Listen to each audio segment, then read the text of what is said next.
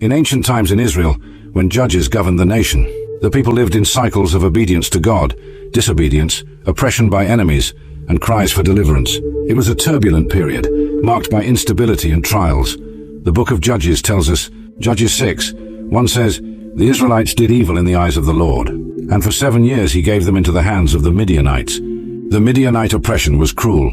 They invaded the lands of Israel like a plague of locusts, destroying crops and taking livestock. God's people, once prosperous, now hid in caves and mountains, fearing for their lives and sustenance. In the midst of this chaos, we find Gideon, an apparently ordinary young man, but destined for an extraordinary mission. Judges 6:11 presents the scene. The angel of the Lord came and sat down under the oak in Ophrah that belonged to Joash the Abiezrite, where his son Gideon was threshing wheat in a winepress to keep it from the Midianites. Imagine the scene. Gideon, crouched in a place meant for producing wine, desperately trying to save some wheat for his family to survive. Fear and uncertainty hung in the air like a dense fog. It was in this moment of apparent weakness that the improbable happened. Judges 6:12 states, "When the angel of the Lord appeared to Gideon, he said, 'The Lord is with you, mighty warrior.'" Mighty warrior?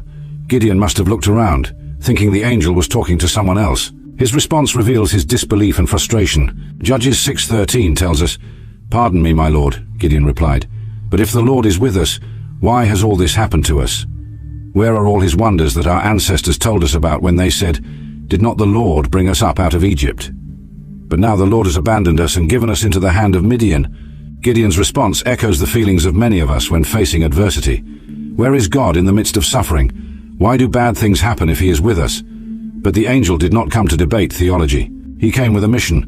Judges 6:14 continues, "The Lord turned to him and said, 'Go in the strength you have and save Israel out of Midian's hand. Am I not sending you?'" Gideon, still in disbelief, tries to excuse himself. He sees himself as the least in his family, which in turn is the least in his tribe.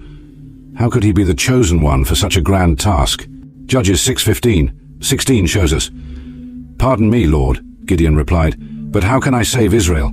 My clan is the weakest in Manasseh, and I am the least in my family." The Lord answered, "I will be with you, and you will strike down all the Midianites, leaving none alive." God's promise is clear and powerful. It doesn't depend on Gideon's strength, but on the presence and power of God himself. Still hesitant, Gideon asks for a sign. He prepares an offering, meat from a goat and unleavened bread. The angel of the Lord then performs something extraordinary. Judges 6:21 tells us, "With the tip of the staff that was in his hand, the angel of the Lord touched the meat and the unleavened bread. Fire flared from the rock, consuming the meat and the bread, and the angel of the Lord disappeared." At that moment, the reality of the divine presence hit Gideon with full force. The text tells us in Judges